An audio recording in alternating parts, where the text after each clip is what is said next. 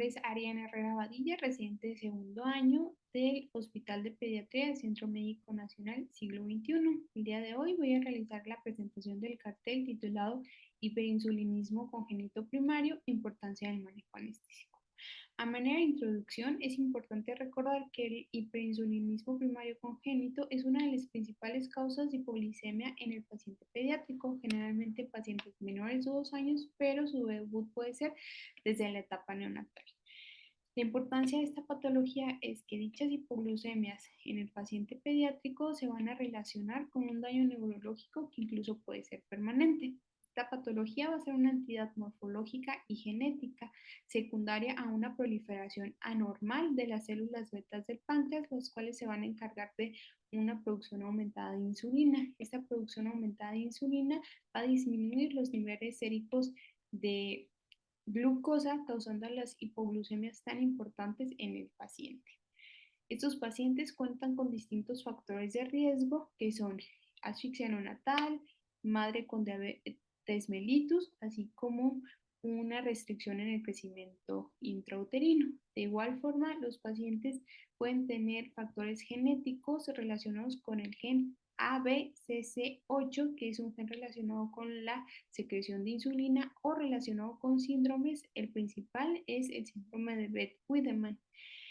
Estos pacientes van a tener la presentación de síntomas, los cuales van a depender del grado de hipoglucemia que tengan, los cuales pueden ir desde síntomas adrenérgicos como es palpitaciones, sudoración, agitación, hasta síntomas neurológicos marcados como es convulsiones, letargo, coma, daño neurológico permanente e incluso la muerte. Estos pacientes, al momento de que se realiza la sospecha diagnóstica, se debe dar un tratamiento inicial con bolos de glucosa y aportes de glucosa al kilo minuto que pueden ir mínimo de 8 miligramos kilogramo minuto.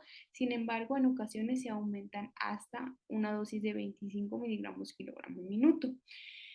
Estos pacientes, ya que se da el diagnóstico inicial o la sospecha diagnóstica inicial, se da el tratamiento, debe de ser un tratamiento agresivo e instantáneo. Posteriormente, continuar con el tratamiento médico que va a ser a base de diazóxido o octrótide, y hoy en día se está realizando el estudio de la utilización de cirulimos en pacientes que son refractarios al tratamiento anterior. Estos pacientes, ya que se inicia el tratamiento, no se debe de detener el tratamiento e iniciarlo hasta que se tenga un diagnóstico. Debe de ser un tratamiento agresivo y rápido. ¿Por qué? Para evitar ese daño neurológico que incluso puede ser permanente. Al mismo tiempo se realizan las pruebas diagnósticas, que son pruebas séricas, las cuales van a consistir en la determinación de péptido C, hormonas como cortisol, hormona del crecimiento y los niveles de insulina.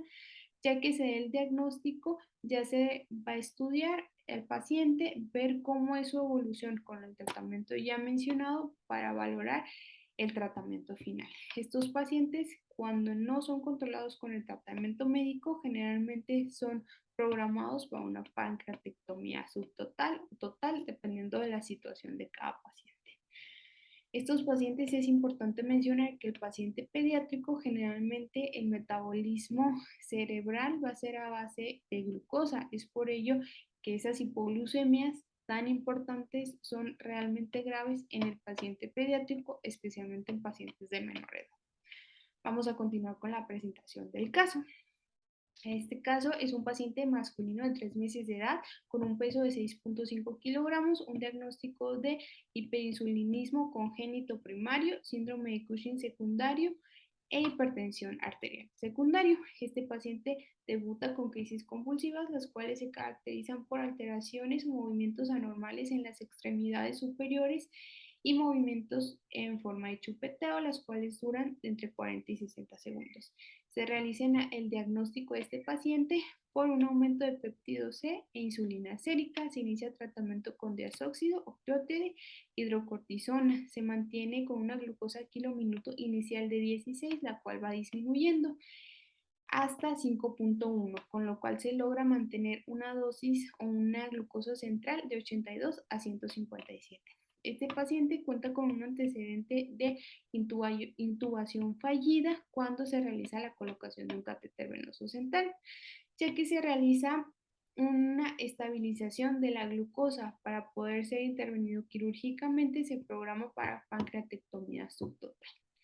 Por parte de la anestesiología, ¿cuál fue el manejo anestésico que se tuvo con este paciente? Este paciente es valorado previo a su procedimiento quirúrgico, donde el paciente ya contaba con una valoración por cardiología, donde contaba con un corazón estructuralmente sano. Él ingresa al día de quirófano con una glucosa central del día de 111 y un aporte de glucosa kilo minuto de 7.7 miligramos kilogramo minuto. Se realiza monitoreo con una tensión arterial basal de 85-45 milímetros de mercurio, frecuencia cardíaca de 150 y una saturación de 97%. Se prosigue a la inducción anestésica intravenosa con lidocaína, fentanil, rocuronio y propofol. Se realiza una videolaringoscopía sin tubo al primer intento.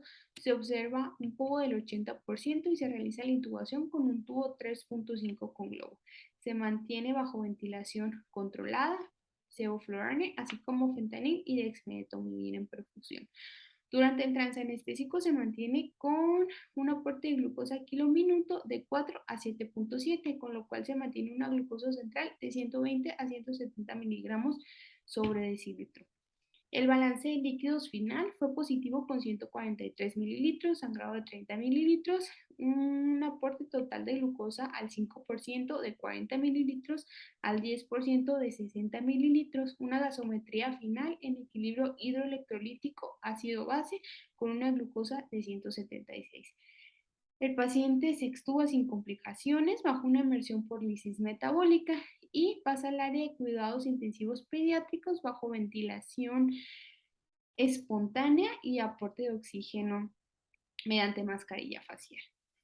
En relación a la discusión de este caso, ¿qué es lo que nosotros debemos de resaltar del manejo anestésico o las consideraciones que nosotros vamos a tener cuando nos enfrentemos a un paciente, a un caso de esta patología? A pesar de que es una patología que es poco frecuente, es una patología que nosotros como anestesiólogos pediatras nos vamos a enfrentar, y realmente nuestro manejo va a tener un impacto en el daño neurológico y en el desarrollo del sistema nervioso central de estos pacientes. Es importante en estos pacientes contar con un adecuado control prequirúrgico de la glucosa. Estos pacientes a su ingreso a quirófano deben de mantener euglicemias, un control de 80 a 180 miligramos sobre decilitro, manteniendo los aportes de glucosa que sean adecuados para este paciente. Durante nuestro transanestésico es importante mantener, si es posible, la colocación de monitoreo invasivo, porque necesitamos tomar muestras cada 30 minutos con el fin de poder mantener la glucosa central entre 80 y 180 miligramos sobre decilitro. Entonces, de esa manera, nosotros cada 30 minutos podemos tener una vigilancia estrecha y realizar los ajustes que nosotros necesitemos. Es importante recordar que este paciente, al ser sometido a un procedimiento quirúrgico, vamos a tener un aumento de nuestra respuesta metabólica al trauma, lo que nos puede producir un aumento en los niveles de glucosa, por lo que tenemos que hacer ajustes. De igual forma, nosotros debemos de tomar consideraciones que sean o que nos ayuden a disminuir esa respuesta metabólica al trauma, que va a ser quizás la utilización de un bloqueo neuroaxial, bloqueo de nervios periféricos, así como la utilización de distintos fármacos intravenosos. Aparte, nosotros nos podemos ayudar o debemos de ayudarnos del manejo de líquidos, mantener a nuestro paciente en un equilibrio hidroelectrolítico ácido-base con el fin de mantener al paciente euglicémico y evitar un daño neurológico importante a futuro.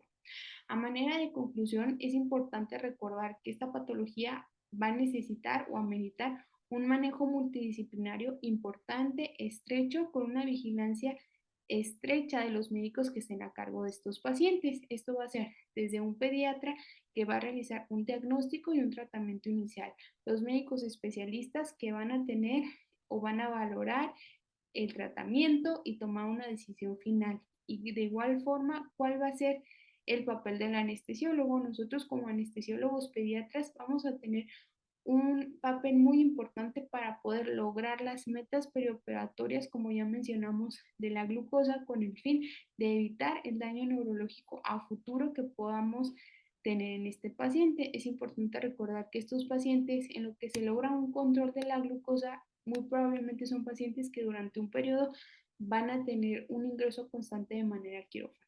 Esas horas que los pacientes están en quirófano con nosotros es de vital importancia que nosotros no minimicemos el riesgo que tienen de realizar la hipoglicemia y cómo esta hipoglicemia puede tener un impacto en la vida a futuro del paciente. Es por ello que por parte de nosotros es importante mantener las metas perioperatorias durante el transanestésico.